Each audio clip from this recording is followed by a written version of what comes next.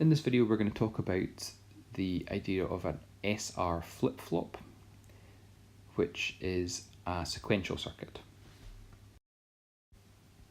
So let's talk about sequential circuits. So you're used to combinational circuits where the inputs are the only things that can influence the output.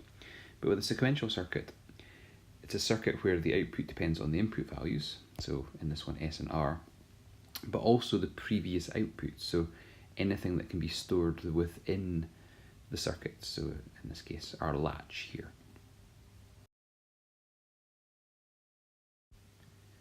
So let's look at an SR flip-flop, which is also known as a latch. There's two ways of making these, either with two NOR gates, as shown here, where R is at the top and S is at the bottom, or with two NAND gates on the right, where S is at the top and R is at the bottom. The ordering of these letters is quite important, as you will see. So if we think about the two NOR gates flip-flop as being something called an active high. Okay, this will become clear very soon. And with the two NAND gates, it's an active low. This means that for the NOR gate on the left here, the default state for the inputs is 0 or no input, and the default input for the NAND gates is 1 or high. And what changes the values of Q and Q negated? On the left for the NOR gates, a 1 changes the state, and on the right with the NAND gates, a 0 changes the state, hence active high and active low. So let's start with the NOR gates. So if we've got our initial states for S and R being 0 or low, and we'll just focus on the top of the logic circuit here. So R is fed in with 0. The circuit doesn't currently have any states, so these Q and Q negated are said to be 0 before we start.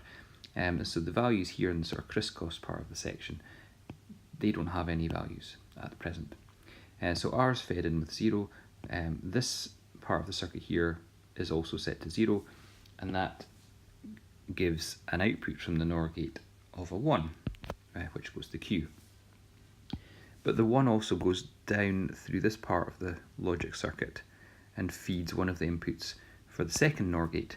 And if S is 0 and this part feeds in the 1 from Q, then 0 and 1 through a NOR gate gives you 0, which is Q negated. And that's a nice little check for you.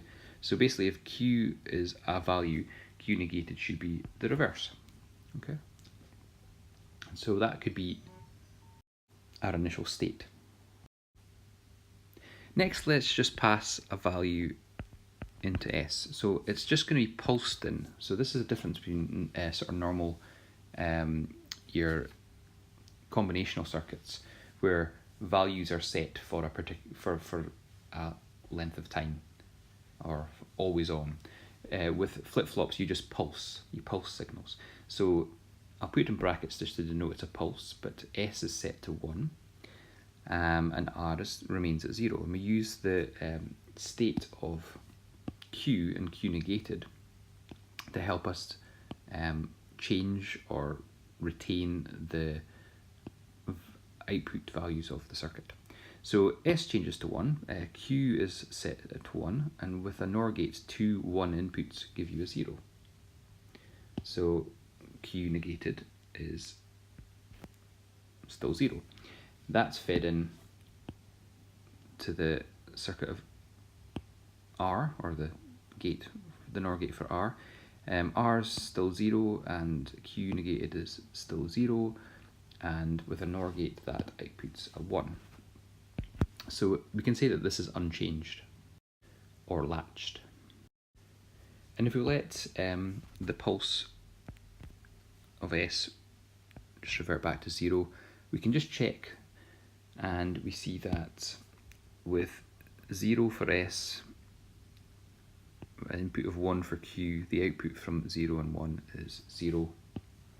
So Q negated is still 0, and that's fed up into the logic circuit where R is, and 0 and 0 give us an output of 1. So again, unchanged. And if we feed through next value into R, so again, just pulsing it in, reset, or R, what that does is it takes the input of 1 there, Q negated is 0, okay, so 1 and 0, and a NOR gate output 0, so Q is now 0. This value 0 is passed down into the bottom part of the logic circuit, where S is 0 and 2 zeros give you 1 in an OR gate. And so this has been flipped or toggled. And if we let the signal into R drop off and S and R revert back to 0, let's see what that does to the circuit. So R's changed to 0, so 0 and the previous value of Q negated is 1, so 0 and 1 into this part gives us an output of 0 for Q, and then that value of 0 is fed into the bottom part of the logic circuit where S is still 0 and Q is 0, and so Q negated is 1. And so this is unchanged or latched. So there's one situation that we don't want to be in, and that is when we pulse values into both S and R at the same time. If this happens, then the output for Q is 0, but the output for Q negated is also 0, and this is what is known as an invalid state.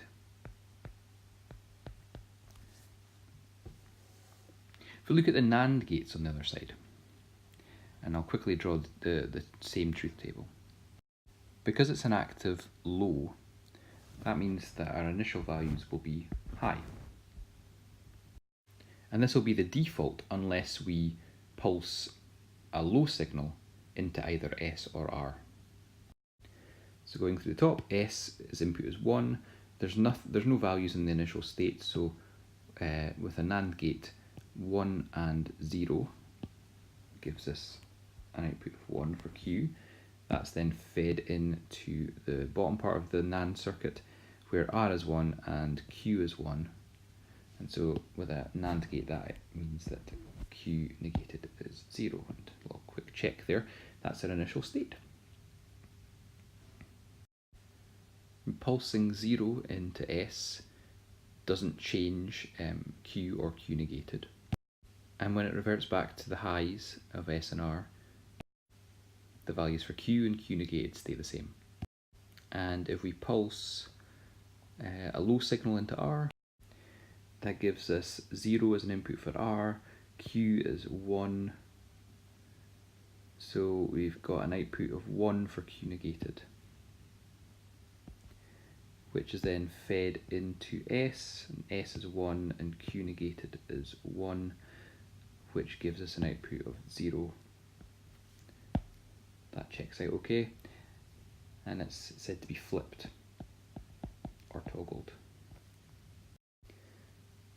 Allowing it to revert back to its natural state of 1, 1 also means that Q stays the same, and as does Q negated, so it's unchanged or latched. And as with the NOR gate, if we feed 2 pulses at the same time into S and R, then we end up with an invalid state. So hopefully you can see that for the flip-flop, if it's an active high, its natural sort of initial state gives Q as 1 or Q negated as 0, and the invalid state is when both inputs are high, and that gives us an invalid state. With the NAND gates, the natural state is both inputs are high, and that gives us Q for 1, Q negated of 0, but the invalid state is when both S and R are pulsed with a low signal, which gives us a high output for both Q and Q negated.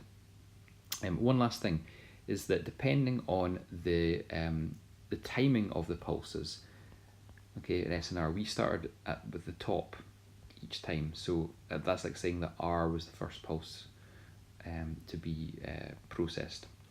If we start with S, that can flip Q and Q negated. If we start with R in this one, that could flip Q and Q negated. So it's said that you can have two initial states. You could have Q as 1 and Q negated as 0, or you can have Q as 0 and Q negated as 1. It's possible. But this is sort of the standard how you would do it. So if you start with the top R and S in both logic gates, you should end up with Q as 1 and Q negated as 0 both times.